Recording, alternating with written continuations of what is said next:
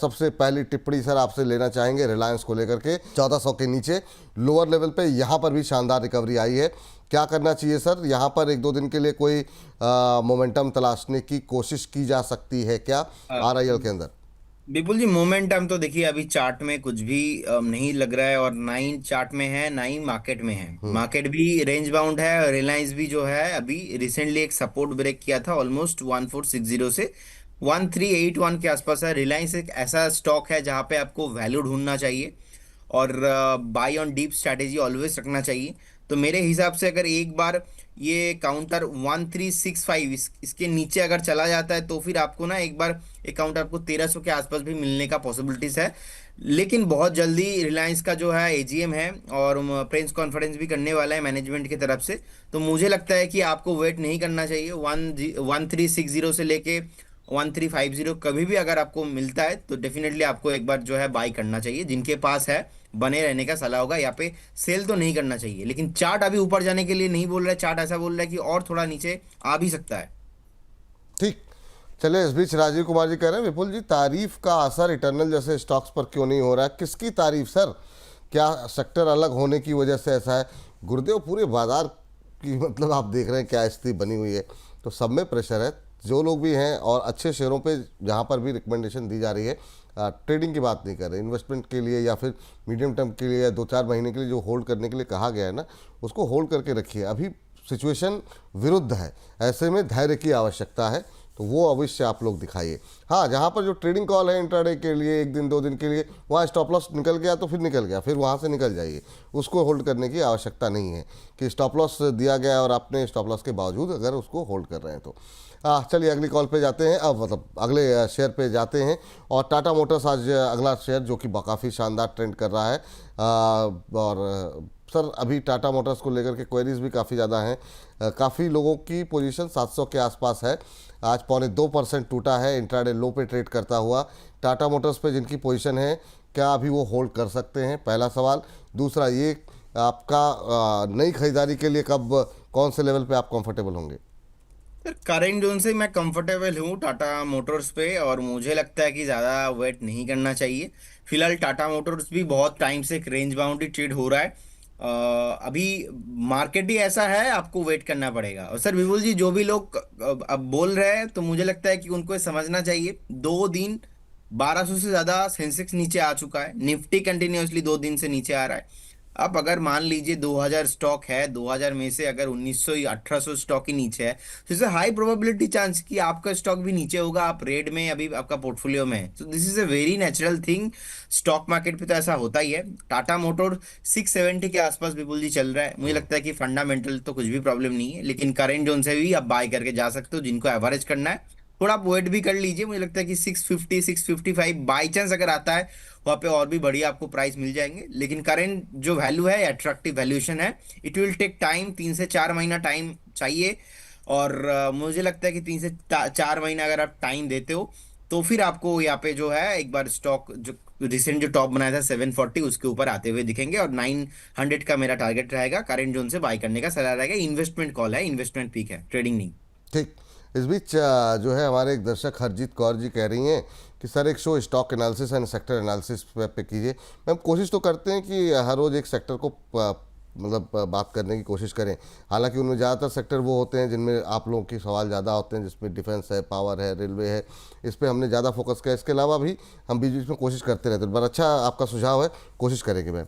इस बीच 1350 के आसपास दर्शक हमारे साथ लाइव इस समय जुड़े हुए हैं, तो ऐसी संख्या बल को आप लोग बढ़ाते रहिए। अगली कंपनी पे बातचीत करते हैं जिस पर काफ़ी ज़्यादा आज जो है सवाल आते हुए दिखाई दे रहे हैं सर, वो है टाटा स्टील। टाटा मोटर के बाद टाटा स्टील देखिए सर। पहले दिग्गजों में बात करते हैं, फिर छोटे शेयर भी काफ़ी सारे ऐसे हैं जो कि आज ट्रेंड में आते हुए दिखाई दे रहे हैं। टाटा स्टील अब 150 के आसपास ट्रेड करता हुआ, यहाँ पर बीते एक महीने में करीब 3-3.25% के आसपास का करेक्शन रहा है। टाटा स्टील और सेल, इन दो में बेटर क्या लग रहा है सर? मेटल को अगर प्ले करना हो तो टाटा स्टील 150 के आसपास कैसा लग रहा है आपको, 154 पे? देखिए विपुल जी, 154 के आसपास चल रहा है। मुझे लगता है कि निफ्टी मेटल एक कंसोलिडेशन जोन पे है। निफ्टी मेटल अभी भी विपुल जी चलेगा नहीं। It will take some time, थोड़ा टाइम चाहिए, क्योंकि चार्ट में अभी भी कोई भी मोमेंटम नहीं है। टाटा स्टील फंडामेंटली अच्छा कंपनी है। रिसेंटली अगर 149 150 के अराउंड आता है, सो बाय ऑन डिप करने का सलाह रहेगा। और जिस तरीके से कंसोलिडेशन चल रहा है, अभी भी रेंज का कोई भी ब्रेकआउट नहीं आया, तो 163 के ऊपर इसमें ब्रेकआउट पॉसिबल है। तो अभी 154 के आसपास चल रहा है। अगर किसी का इन्वेस्टमेंट पीक है तो मुझे लगता है कि टाटा स्टील को होल्ड करना चाहिए। बाकी ट्रेडिंग के लिए अभी भी कुछ यहाँ पे पॉसिबिलिटीज नहीं दिख रहा है, क्योंकि रेंज बाउंड चल रहा है, ऑलरेडी हो चुका है। 23 जून से एक रेंज बाउंड जो ट्रेड स्टार्ट हुआ था, अभी भी ये रेंज बाउंड के अंदर ही फंसा हुआ है। अगस्त जो है ऑलमोस्ट एंड ही है, सितंबर आ रहा है, अभी भी इसमें कोई भी पॉसिबिलिटी शॉर्ट टाइम में नहीं देख पा रहा हूँ मैं। अगर एक बार बाई चांस एक काउंटर 163 164 को ब्रेक करता है, उस केस में आपको और भी हायर प्राइस आते हुए दिखेंगे। चलिए, तो ये बात टाटा स्टील को लेकर के है। 154 के आसपास अभी फिलहाल के लिए चलता हुआ। और अगली कंपनी लेकर के आते हैं बीएससी। सर, बीएससी पे मैंने देखा कि अभी जो हम लोगों ने लास्ट टाइम शो किया था, बड़ी अजीब अजीब सी टिप्पणी थी आपको लेकर के, बाकी चीज़ों को लेकर के, कि 2300 पे बोला था। और ये बात वही बार बार हम कह रहे हैं कि बाजार में चीज़ें बदलती रहती हैं, प्राइस एक्शन के हिसाब से डिसीजन होते रहते हैं। कह रहे आप पहले 2300 बोल रहे थे कि 2300 बाय का लेवल है, आज कुछ और बोल रहे हैं।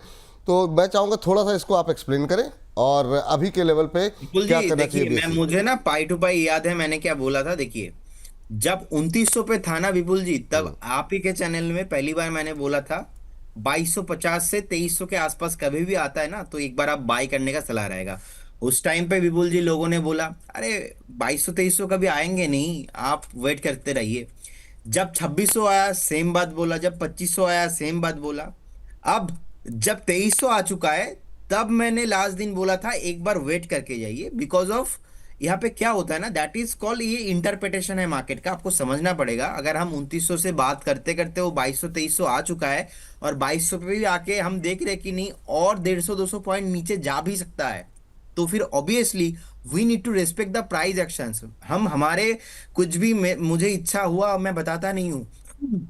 अगर चार्ट में मुझे ऐसा दिखता है तो उसके अकॉर्डिंग हम डिस्कशन करते हैं। मान लीजिए उन्होंने आज से 3 महीने पहले 2 महीने पहले का कुछ भी शो देखा नहीं है, अब 2 दिन पहले उन्होंने देखा है, तो 2 दिन पहले उनको ऐसा लग सकता है।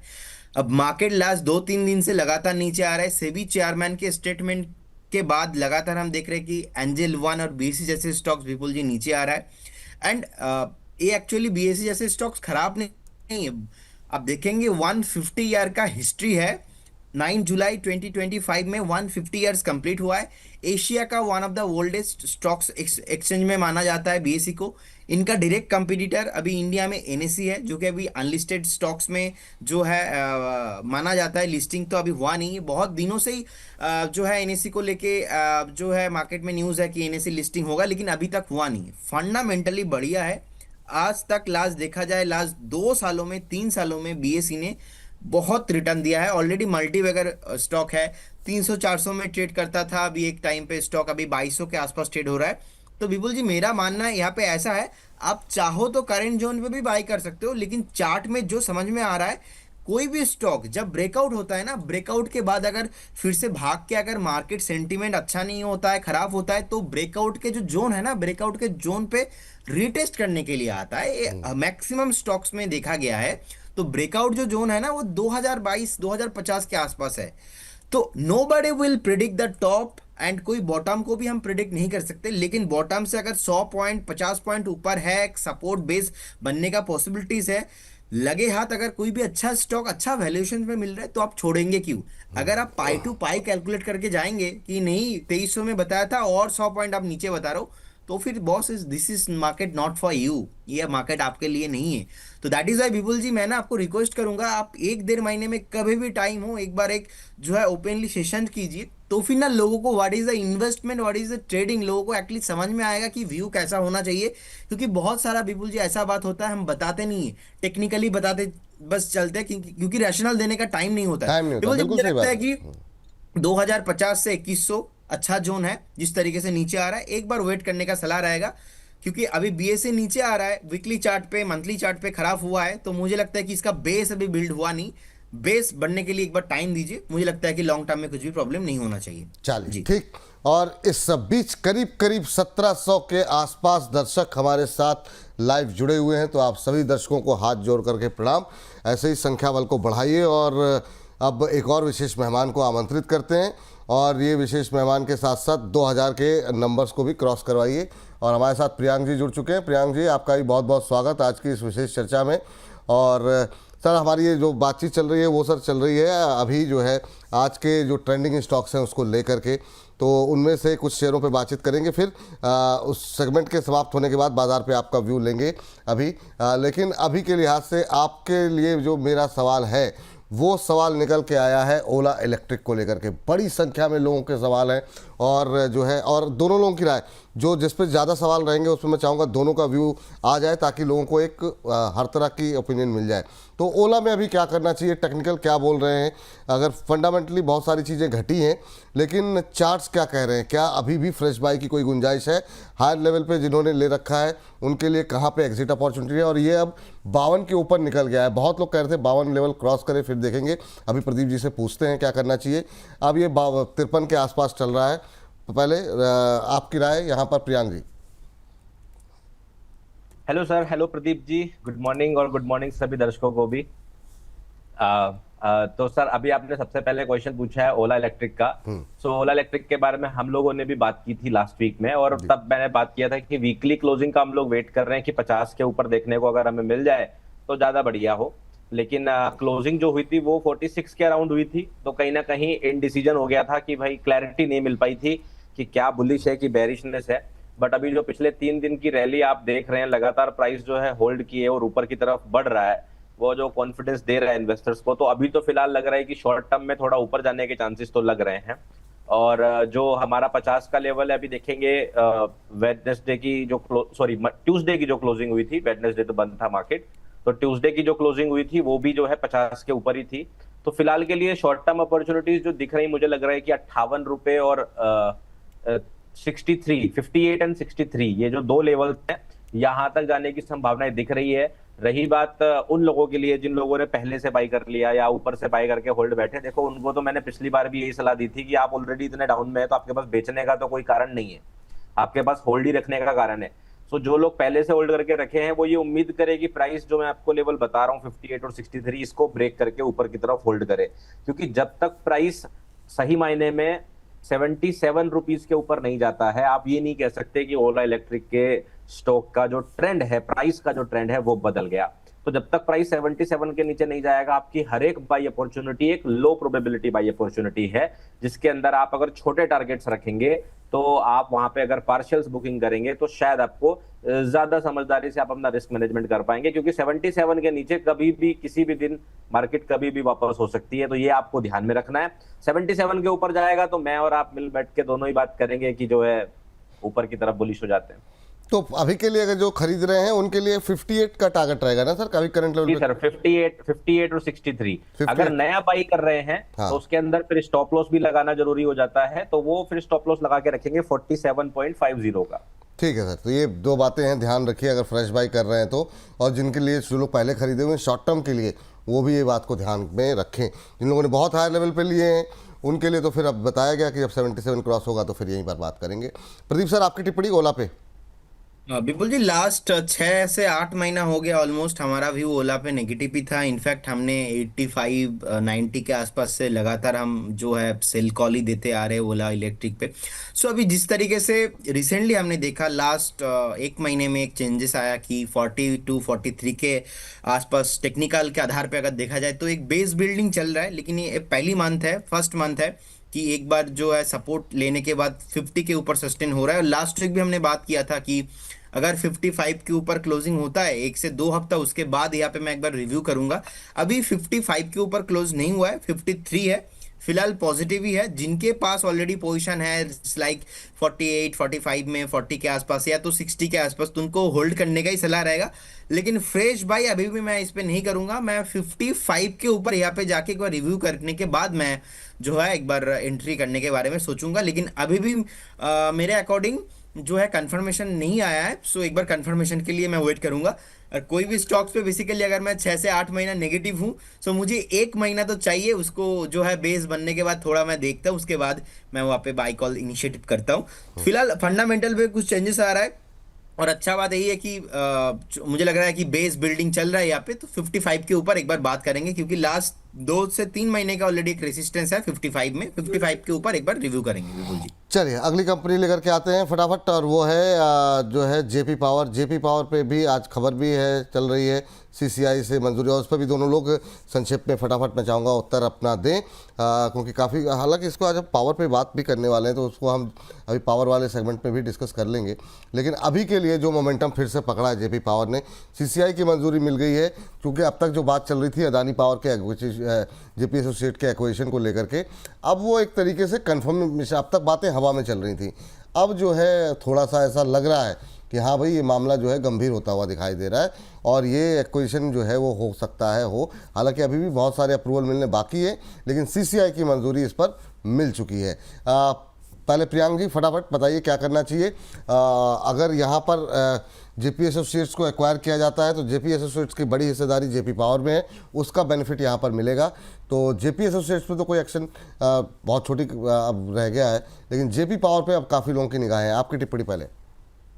जी सर, जेपी पावर में सर अगर हम देखें यहाँ पे 25 रुपए का जो लेवल था वो काफी इंपॉर्टेंट था, जहां पे प्राइस ने रिजेक्शन फेस किया जुलाई 2025 में, और वहां से हम लगातार गिरावट देख रहे थे।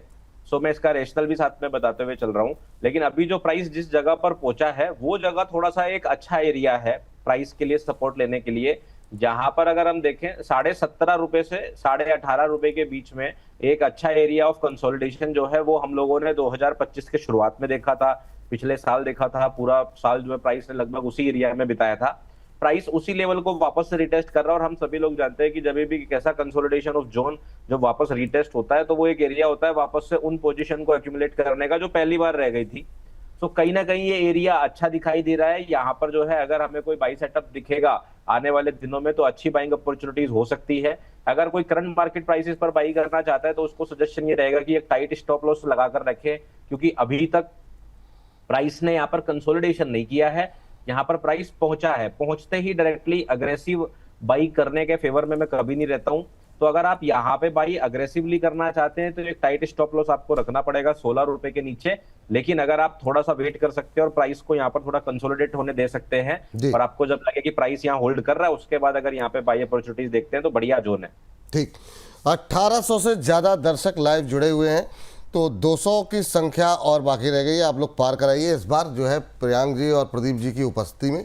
तो जितना हो सके व्हाट्सएप स्टेटस पे लगाइए, अपने ट्विटर पे लिंक को शेयर करें, अपने फेसबुक अकाउंट पे लिंक को शेयर करें, ताकि ज़्यादा से ज़्यादा लोगों तक कार्यक्रम की जो पहुंच है वो संभव हो सके। चलिए जेपी पावर के बाद आज का अगला ट्रेंडिंग स्टॉक्स जो कि ट्रेंड करता हुआ दिखाई दे रहा है वो है वोडाफोन आइडिया।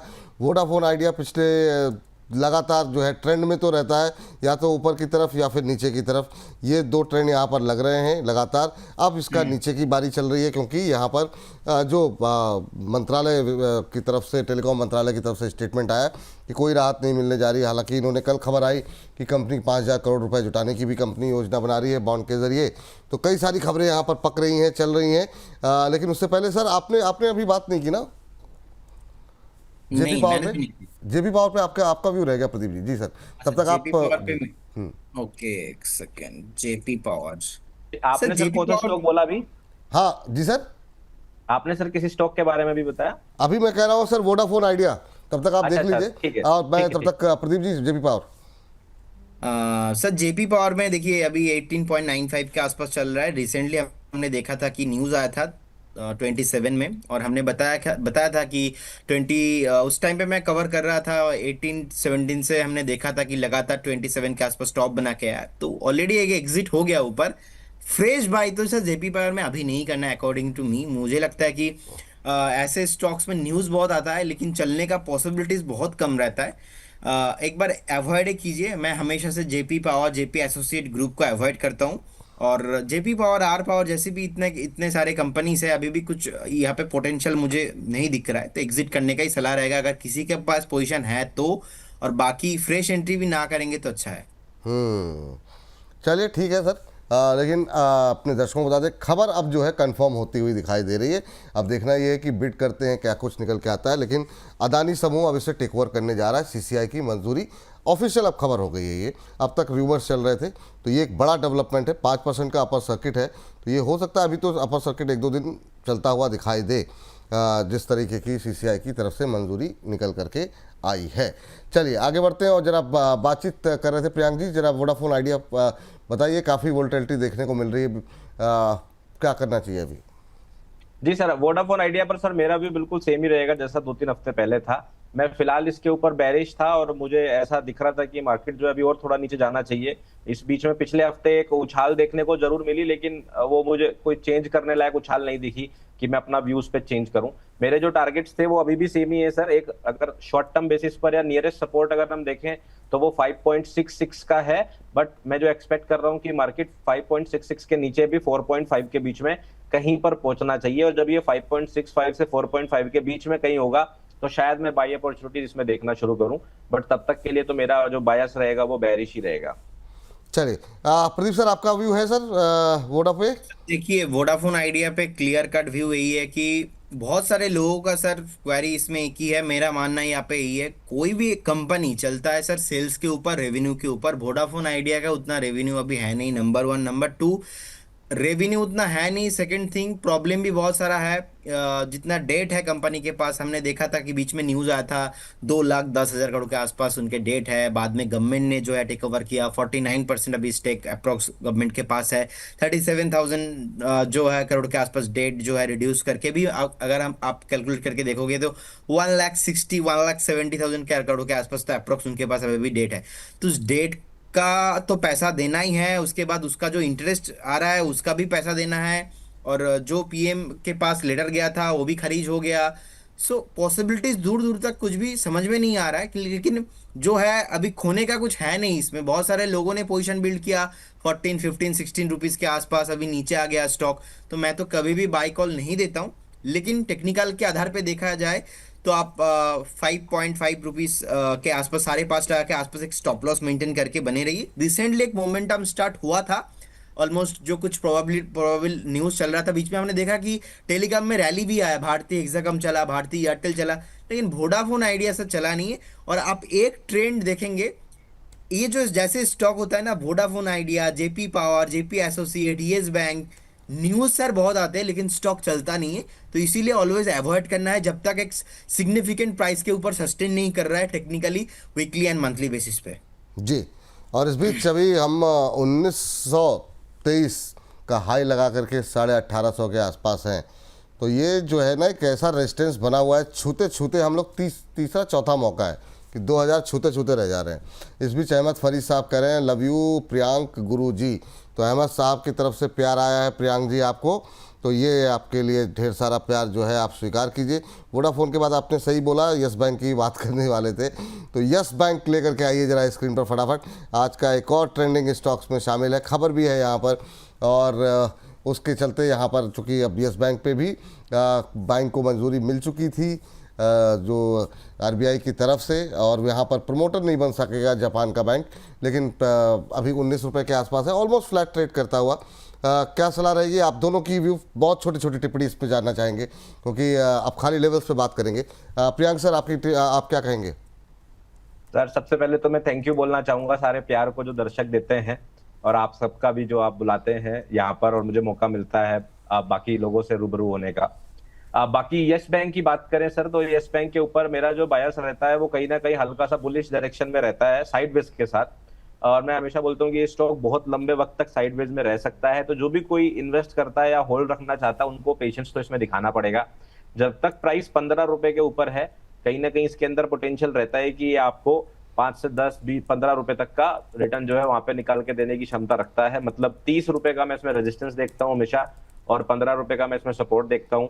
फिलहाल प्राइस 30 रुपए से नीचे गिरते हुए आया, ऊपर गया 22 रुपए से फिर गिर रहा है। तो यही कहानी मुझे लगता है अभी यस बैंक में चलती रहेगी जब तक कोई फ्यूल इसको नहीं मिल जाता, जब तक कोई कैटलिस्ट नहीं मिल जाता कि ये इस रेंज को निकल के बाहर आए। तो 15 के आसपास मिले तो बाई देखिए, और 25 के ऊपर दिखे तो आप सेल देखिए। फिलहाल तो यही कहानी। चलिए ठीक है, यस बैंक पे बात हो गई। और सर जरा आप देखिए JTEKT इंडिया शानदार मोमेंटम पे है, और जो है प्रदीप सर जरा बताइए क्या करना चाहिए अभी, क्या लेवल देखने चाहिए, जिनके पास है उनके लिए क्या सलाह रहेगी, और जिन्होंने नहीं खरीदा है उनके लिए क्या सलाह रहेगी? अब ऊपर से थोड़ा सा हल्का हो रहा है, 9.5% अभी भी ऊपर। विपुल जी, एक अच्छा खासा रैली तो आया है, लेकिन आज देखिए ऊपर से थोड़ा बहुत हल्का भी हुआ है, बहुत यहाँ पे वॉल्यूम भी आ चुका है आज। तो देखिए जिनके पास है होल्ड करने का ही सलाह रहेगा, विथ स्टॉप लॉस ऑफ 135 का एक स्टॉप लॉस के साथ बने रहिए। मल्टीपल टाइम रेसिस्टेंस है 147 148 के आसपास, जो कि आज का डे हाई भी ऑलमोस्ट है। तो मुझे लगता है कि 148 अगर एक बार क्रॉस करके एक बार सस्टेन होता है, तो उसके बाद यहाँ पे पॉसिबल होगा 165 से लेके 170 के आसपास जाने के लिए रेडी होगा। लेकिन 148 के बाद अब जिस तरीके से जो आज वॉल्यूम आया है, लास्ट एक डेढ़ साल में इतना वॉल्यूम नहीं आया जो अभी का वॉल्यूम है। तो मुझे लगता है कि सर कुछ तो न्यूज़ इसमें आया है, या तो कुछ तो चल रहा है, मैं अभी न्यूज़ नहीं देखा। तो जिनके पास पोजीशन है होल्ड करने का सलाह रहेगा, 135 के आसपास एक स्ट्रिक्टली स्टॉप लॉस मेंटेन कीजिए।